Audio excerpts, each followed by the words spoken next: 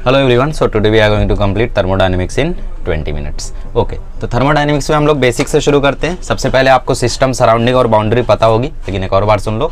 System मतलब आप किसी भी एक चीज़ को अपने ऑब्जर्वेशन के अंदर लेते हो तो उसको हम सिस्टम बोलते हैं। उसको छोड़ के बची हुई सारी चीज़ सराउंडिंग हो जाती है। जैसे अगर मैं इस मार्कर को सिस्टम मानता हूँ तो इसके आजू बाजू ये जो कवरिंग है ये हो गई इसकी बाउंड्री। बाउंड्री कभी इमेजिनरी भी हो सकती है, कभी रियल भी हो सकती है। जैसे यहाँ पे रियल बाउंड्री मान सकते हो क्योंकि ये कवर्ड है, ठीक है। और कभी कभी इमेजिनरी भी मान सकते हो। मान लो अपना हाथ पकड़ूं मैं, तो हाथ के आजू बाजू कोई बाउंड्री थोड़ी है, लेकिन इमेजिनरी मान सकता हूं मैं। तो ये मेरा हाथ सिस्टम है। हाथ के अलावा जो कुछ है, मेरा मुंह, मैं, आप, मोबाइल, लैपटॉप, ये सारी चीज़ें क्या हो गई? सराउंडिंग हो गई, ठीक है। तो ये सिंपल चीज़ें आपको पता होगी, ठीक है। हम लोग शुरू करते हैं जीरोथ लॉ ऑफ थर्मोडायनेमिक्स से। तो जीरोथ लॉ ऑफ थर्मोडायनेमिक्स क्या कहता है? सिंपल सी चीज़ बताता है। क्या बताता है? तो जीरोथ लॉ ऑफ थर्मोडायनेमिक्स क्या बताता है? अगर आपका ए बी के साथ थर्मल इक्विलिब्रियम में है और जो बी है वो सी के साथ थर्मल इक्विलिब्रियम में है, तो इसका मतलब है कि जो ए रहेगा वो सी के साथ थर्मल इक्विलिब्रियम में रहेगा। तो zeroth law deals with thermal equilibrium, ठीक है। सिंपल, ए अगर बी के साथ है, बी अगर सी के साथ है, तो ऑब्वियस सी बात है ए भी सी के साथ थर्मल इक्विलिब्रियम में रहेगा, ठीक है। अब बात करते हैं फर्स्ट लॉ ऑफ थर्मोडायनेमिक्स की। तो फर्स्ट लॉ ऑफ थर्मोडायनेमिक्स क्या कहता है कि टोटल हीट या फिर total energy is equals to internal energy plus work done. Obvious सी बात है भाई, तुम्हारे पास कोई सिस्टम है, तुम इसको कोई हीट दे रहे हो, तो ऑब्वियस सी बात है ये सिस्टम कुछ काम करेगा, उसमें इस हीट को डील करेगा, या तो इसकी जो इंटरनल एनर्जी है वो बढ़ेगी, वो चेंज होगी इस हीट से। तो ये जो Q है ये किस में कन्वर्ट हो रहा है? सिस्टम में आके, कुछ वर्क डन में, कुछ इसमें। तो Q इक्वल टू हो जाता है delta U plus W। But मैं इसको प्रीफर करता हूँ ऐसे याद करने में, क्योंकि फिर केमिस्ट्री वाला याद करने में ज़्यादा आसान हो जाता है, उसमें बस प्लस आ जाता है। तो delta U equal to Q minus W, ये हमारा फिजिक्स में होता है। ऐसा क्यों? क्योंकि वर्क डन की साइन हम लोग उल्टी लेते हैं, ठीक है। साइन क्या है? अच्छा, साइन भी बता देता हूँ। देखो, कभी भी अगर सिस्टम में हीट एब्जॉर्ब हो रही है तो Q जो होता है वो पॉजिटिव होता है, ठीक है। अगर सिस्टम में हीट एब्जॉर्ब हो रही है, अगर हीट एब्जॉर्ब हो रही है तो वो होगी पॉजिटिव, अगर हीट रिलीज हो रही है तो वो होगी नेगेटिव, ठीक है। अगर हीट रिलीज हो रही है तो वो होगी नेगेटिव, ठीक है। वर्क डन की भी बात कर लेते हैं। वर्क डन क्या कहता है? वर्क डन का फॉर्मूला होता है PdV, ठीक है। इनिशियल वॉल्यूम से फाइनल वॉल्यूम तक वर्क डन का फॉर्मूला होता है PdV। इसका मतलब pressure into change in volume, final volume minus initial volume.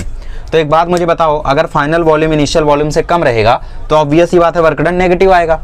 Final volume initial volume से कम रहने का मतलब क्या है? फाइनल वॉल्यूम इनिशियल वॉल्यूम से कम रहने का मतलब क्या है? कंप्रेशन हुआ है, ठीक है। तो इसका मतलब अगर कभी भी सिस्टम पर काम होगा, ठीक है, कभी भी अगर कंप्रेशन होगा तो वर्क डन नेगेटिव होगा, कंप्रेशन होगा तो वर्क डन नेगेटिव होगा, ठीक है। एक्सपांशन होगा तो वर्क डन पॉजिटिव होगा, एक्सपांशन होगा तो वर्क डन पॉजिटिव होगा। एक्सपांशन मतलब सिस्टम काम करेगा, work done by the system is positive, work done on the system is negative, ठीक है। सिस्टम पर कुछ काम कर रहे हो तुम, गलत बात है, नेगेटिव। सिस्टम काम कर रहा है, सही है, पॉजिटिव, ठीक है। तो बेसिकली ये हो गया first law of thermodynamics. Question easy आएंगे। Work is done by 3 joule, तो उसमें आप लोगों को बस उसको देखना पड़ेगा कि बेसिकली पॉजिटिव लेना है या नेगेटिव लेना है, ठीक है। Heat absorbed is this much, heat release is 3 kilo joule, तो आपको Q को -3 लेना पड़ेगा और चेंज इन इंटरनल एनर्जी पूछ लेगा। अच्छा, कुछ दो और इंपॉर्टेंट फॉर्मूले आते हैं इसमें, वो भी लिख लो, ठीक है, शायद कहीं पे आपको यूज आ जाए। Q क्या है? हीट, ठीक है। तो इसका फॉर्मूला क्या होता है? NCP/dt। और इंटरनल एनर्जी के चेंज का फॉर्मूला होता है NCV/dt, ठीक है। CP और CB का फर्क होता है, ये UV ऐसे याद कर सकते हो। डेल्टा U का फॉर्मूला होता है NCV/dt, Q का फॉर्मूला होता है NCP/dt, ठीक है। आइए देखते हैं different thermodynamic processes. So basically you have 4 types of thermodynamic processes. First one is isothermal process. Isothermal process मतलब इसमें टेम्परेचर कांस्टेंट रहेगा, ठीक है, या तो इंटरनल एनर्जी कांस्टेंट रहेगी, मतलब चेंज इन इंटरनल एनर्जी 0 या तो चेंज इन टेम्परेचर 0, ठीक है। तो अगर डेल्टा T 0 है तो PV इक्वल टू nRT में N कांस्टेंट होता था, R कांस्टेंट होता था, अब टेम्परेचर भी कांस्टेंट हो गया, तो ये पूरी क्वांटिटी कांस्टेंट हो गई। तो इसका मतलब ये है कि P1 V1 जो होगा वो P2 V2 के इक्वल होगा, ठीक है। अच्छा, तो वर्क डन का फॉर्मूला इसमें क्या हो जाएगा? वर्क डन का फॉर्मूला क्या होता है? इंटीग्रल PdV, ठीक है, इंटीग्रल PdV VI से VF, ठीक है। तो P की जगह आप क्या लिख सकते हो? nRT/V, तो ये हो गया nRT/V dV, ठीक है, इंटीग्रल VI से VF।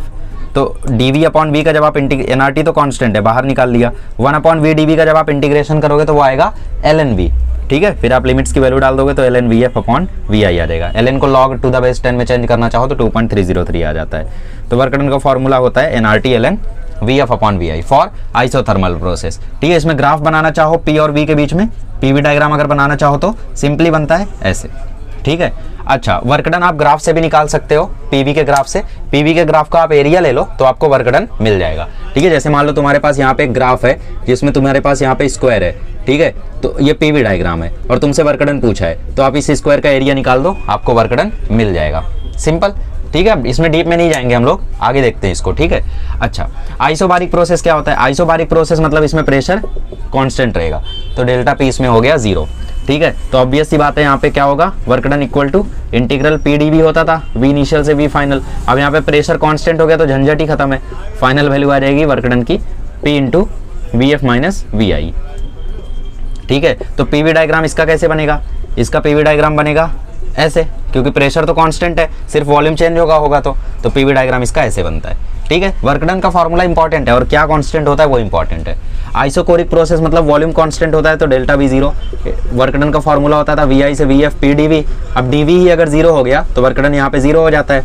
ठीक है, तो इसका पीवी डायग्राम बनाना चाहो तो कैसा बनेगा? ऐसा बनेगा भाई, वॉल्यूम तो कांस्टेंट ही रहना है, तो पी चेंज होगा तो।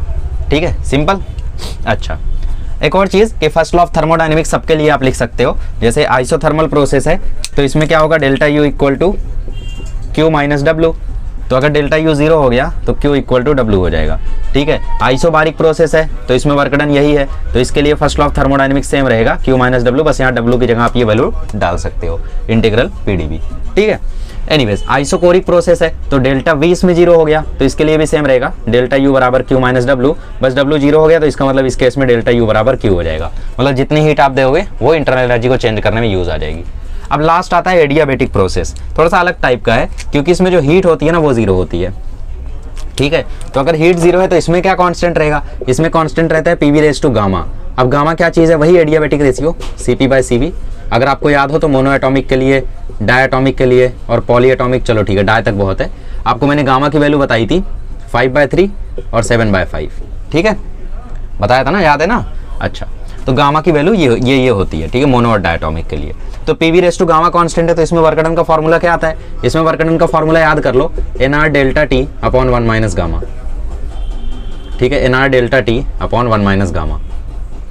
इसको आप पीवी के टर्म्स में भी लिख सकते हो, delta PV upon 1 minus gamma, मतलब P F V F minus P I V I upon 1 minus gamma. ठीक है, तो ये वर्क डन का फॉर्मूला हो गया। इसके लिए ग्राफ कैसा होता है? एडियाबेटिक प्रोसेस होता है कि मतलब इसमें बहुत ही तेजी से चीज़ें हो जाती हैं। ठीक है, तो इसका ग्राफ जो होता है ये थोड़ा सा ऐसे रहता है। ठीक है, आइसोथर्मल के जैसा ही रहता है, बट ये वाला थोड़ा स्टीप होता है, ये वाला थोड़ा सा स्ट्रेट रहता है। ठीक है, अब फर्स्ट लॉ ऑफ थर्मोडायनेमिक्स इसके लिए लिखोगे तो क्या आएगा? डेल्टा यू बराबर माइनस डब्ल्यू। ठीक है, ओके, क्योंकि इसमें हीट ही 0 है तो कुछ अगर वर्क डन होगा तो वो किसके कारण होगा? इंटरनल एनर्जी के कारण होगा। तो ये चारों प्रोसेसेस हो गए। ओके, तो कुछ छोटी छोटी चीज़ें हैं जो आप लोग देख लेना, जैसे इंटेंसिव वेरिएबल क्या होता है, इंडिपेंडेंट ऑफ अमाउंट। जैसे आप एक ड्रॉप पानी लो या फिर बहुत ज़्यादा पानी ले लो, टेम्परेचर तो डिपेंड नहीं करेगा उनके अमाउंट पे, सेम ही रहेगा। ठीक है, इंटेंसिव वेरिएबल वो होता है इंडिपेंडेंट। और एक्सटेंसिव वेरिएबल मतलब जो डिपेंड करता है, जैसे मास, थोड़ा सा चीनी लोगे उसका मास कम रहेगा, ज़्यादा चीनी लोगे मास ज़्यादा रहेगा। ठीक है, तो छोटी मोटी चीज़ें एक बार टेक्स्ट बुक देख लेना।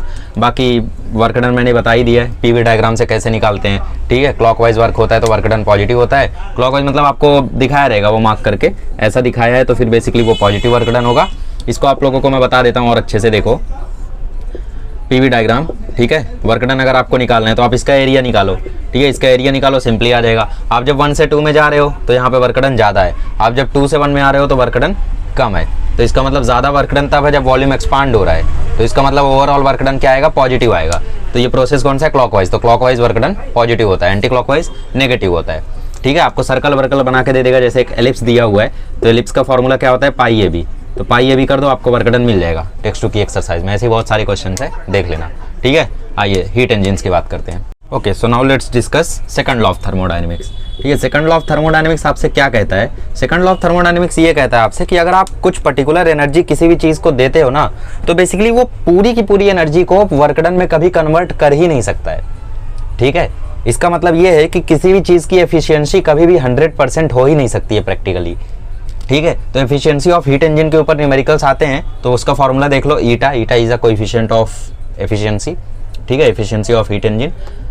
तो बेसिकली ईटा का फॉर्मूला होता है 1 minus Q C upon Q H. Q C क्या है, कोल्ड रिजर्वायर में कितनी हीट गई वो, और क्यू एच क्या है, हॉट रिजर्वायर की हीट। तो आपको हीट दे रहेगी तो ये फॉर्मूला यूज करना, या आपको टेम्परेचर दिया रहेगा तो ये फॉर्मूला यूज करना। कोल्ड रिजर्वायर को कभी कभी सिंक भी बोला जाता है, तो आप लोग देख लेना सिंक का टेम्परेचर और हॉट रिजर्वायर का टेम्परेचर आपको दिया रहेगा, तो आप लोग उसके बेसिस पे एफिशिएंसी निकालना। एक और चीज, एफिशिएंसी कभी भी 1 से ज्यादा नहीं हो सकती, ठीक है। क्यों? क्योंकि एफिशिएंसी अगर 1 से ज़्यादा हो गई तो इसका मतलब वो 100% से ज़्यादा होगी, जो कि पॉसिबल ही नहीं है किसी की भी, ठीक है। तो आप लोग ध्यान रखना आंसर आपका कभी 1 से ज़्यादा ना आ जाए। हाँ, तो बेसिकली क्यूसी क्यूएच में आप साइन का ज़्यादा टेंशन मत लो, क्योंकि आप पॉजिटिव ही रखना है यहाँ पे, क्योंकि अगर नेगेटिव रख दोगे तो बेसिकली वो 1 से ज़्यादा आ जाएगा, राइट। तो बेसिकली यहाँ पे मॉड्यूलस लगा सकते हो, हीट एब्जॉर्ब हुई है, हीट रिलीज हुई है, उससे फर्क नहीं पड़ता है, आपको क्या रखना है, पॉजिटिव ही रखना है, ठीक है। Next 1 minus T C upon T H, ये कोल्ड रिजर्वायर का टेम्परेचर, हॉट रिजर्वायर का टेम्परेचर सिंपली आप लोग सॉल्व कर लेना, ठीक है।